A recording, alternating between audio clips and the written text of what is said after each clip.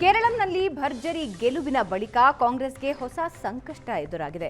CM ಆಯ್ಕೆ ವಿಚಾರದಲ್ಲಿ high command ನಾಯಕರಿಗೆ ದೊಡ್ಡ ತಲೆನೋವು ಶುರುವಾಗಿದ್ದು, ಕೆಸಿ ವೇಣುಗೋಪಾಲ್ ಹಾಗೂ ವಿಡಿ ಸತೀಶನ್ ಮಧ್ಯೆ ಸಿಎಂ ಸ್ಥಾನಕ್ಕೆ ಫೈಟ್ ನಡೀತಾ ಇದೆ.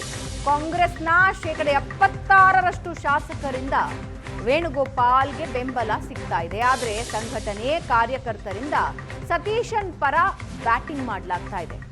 ಯಾರಿಗೆ ಪಟ್ಟ ಕಟ್ಟೋದು ಅನ್ನೋ ಟೆನ್ಷನ್ ನಲ್ಲಿ ಇರೋದು ಹೈಕಮಾಂಡ್. ಇದರ ಮಧ್ಯೆ ಶಾಸಕರ ಬೆಂಬಲ ಯಾರಿಗೆ ಅನ್ನೋ ಪತ್ರ ಮಾಧ್ಯಮದಲ್ಲಿ ವೈರಲ್ ಆಗಿದೆ. ಶಾಸಕರ ಬೆಂಬಲದ ಪತ್ರ ಕಾಣಿಸುವಂತೆ ಕೊಂಡೊಯ್ದ ಮುಕುಲ್ ವಾಸ್ನಿಕ್ ಶಾಸಕರ ಜೊತೆ 1-to-1 ಚರ್ಚಿಸಿ ಮಾಹಿತಿ ಪಡೆದಿದ್ದಾರೆ.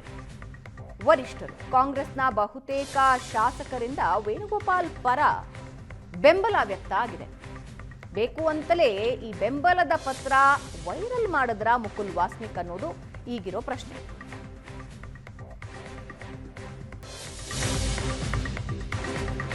ಕೇರಳಂನಲ್ಲಿ ಮುಖ್ಯಮಂತ್ರಿ ಸ್ಥಾನಕ್ಕೆ ಪೈಪೋಟಿ ಮಧ್ಯೆ ಬ್ಯಾನರ್ ಪಾಲಿಟಿಕ್ಸ್. ಮುಂದಿನ ಸಿಎಂ ವೇಣುಗೋಪಾಲ್, ಸತೀಶನ್ ಅಂತ ಫ್ಯಾನ್ಸ್ ಪೋಸ್ಟರ್ ಹಾಕ್ತಾ ಇದ್ದಾರೆ.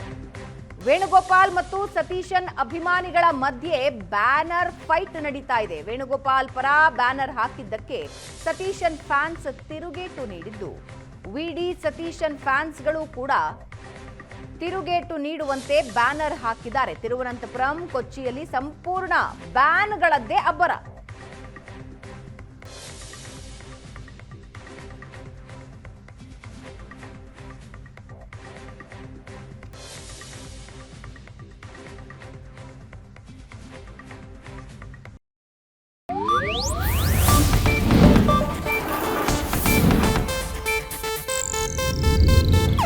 ಇದು ಏಷ್ಯಾನೆಟ್ ನ್ಯೂಸ್ ನೆಟ್ವರ್ಕ್ ಪ್ರಸ್ತುತಿ.